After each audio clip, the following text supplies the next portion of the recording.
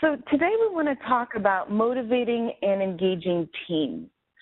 And this is a topic that is often talked about in the project management ranks, whether you're using a traditional approach or an agile approach in how you manage your work. As you motivating teams, especially if you're trying to foster a self-organizing environment, it can be pretty challenging because we want to inspire our team members, we want to encourage them to step up, give them leadership opportunities, but how do you encourage that? How do you get them excited? How do you make them motivated? How does one do that? And a lot of it gets back to the environment that you're creating and the environment, the culture of your organization. If you look at a traditional project management sense, we often look at more of a directive leadership style, telling people what needs done when, assigning tasks. But if you look at a lot of approaches that many companies are moving toward, often with the Agile movement, it's looking at how can we empower our teams? How can we inspire them? How can we create the right environment where they want to do better? And if you look at the marketplace today, things seem to be moving so incredibly fast that we need to try to keep up. And a lot of the conversations I've had recently with larger companies is they want more of that excitement that you see in the startup culture, more of that ownership, that sense of ownership that people have when they have their own business. That's interesting to me. I've noticed if you've ever been in a shoe store called Journeys, a lot of different malls will have a Journeys shoe store. I've often noticed a trend. If you ever talk to the manager there, they always mention, in my store, or, if we could order more of that as I run my store. And it's this sense of ownership, as if they're an owner of the company, as if they own that physical store in the chain. And it always makes me chuckle a little bit. So I'm like, oh, yeah, man, it's your store? Really? Like this is your store?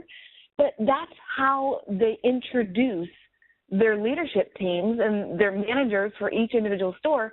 That's how they introduce the concept of their management of that specific chain store, because they have that culture of this is your store. This is something that you can create, you can control, and then we provide you with all of the tools that are necessary in order to be effective at your job.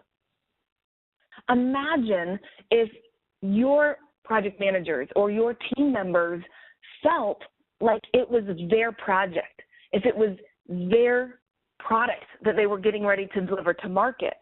Imagine the ownership that they would take in, one, focusing on delivering high quality, and two, focusing on getting it to market to really serve the customer. So this is, how do you motivate teams if you have this self-organizing environment, if you want to create that environment where they do feel empowered? Now, without telling people exactly what to do. Traditionally, we're used to giving people direction, bringing all of our team members together in one room and giving them specific tasks. And what happens when you use that approach is often team members will begin working in silos. And as you have your team members that are interacting and working on their specific tasks, we may not get the type of collaboration or environment where we can have better communication, new ideas, pretty much anything above and beyond exactly what we tell our team members to do. So we hire all of these subject matter experts and we tell them exactly what to do, not necessarily leveraging their expertise. And what's fascinating to me is that I've noticed, even when I teach classes, training classes I've taught time and time again, almost every single time I learn something from the people in the class, from an exercise. Hey, what if you did it like this? Have you ever considered this? Or people just bringing up new ideas.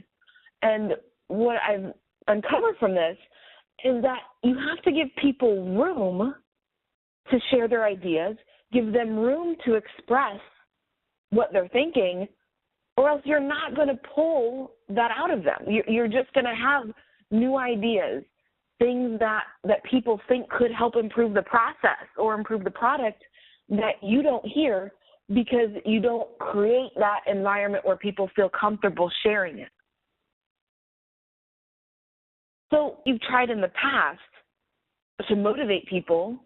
How has that worked? You're of the good old carrot on the stick motivation approach and dangling an incentive in front of people. Maybe that's pay. Maybe that's a promotion. Maybe it's some vague thing that we tell people, hey, if you do well, you could get this reward. And there have been many studies that have shown that that's not necessarily the best way to really motivate people. It might work in the short term or here or there, but you're not really truly tapping into what gets people excited. You're not truly creating the intrinsic motivation, giving them an incentive that they kind of work toward. So they're not really internalizing that necessarily. So what are those approaches you've tried in the past on motivating people, and how has that worked? What about it, and is it sustainable? Tap into what truly motivates people. What if you really could dig a bit deeper and uncover what it is that gets people excited, that enables them to take over and really look at your project, your company, your product that you're taking to the market as if it was their own. To discover the difference between intentions versus behavior, we're going to specifically talk about motivational value systems and how to tap into that deeper motivation. We'll look at 3 primary motivators and discuss what happens when you appeal to people with these different motivators. And we'll also explore what happens when people go into conflict. We'll explore 4 premises of relationship awareness theory and talk about how if you can truly connect and relate to people a little bit better and work on communicating more effectively, you can tap into what truly motivates people. Let's take a look at intentions versus fear.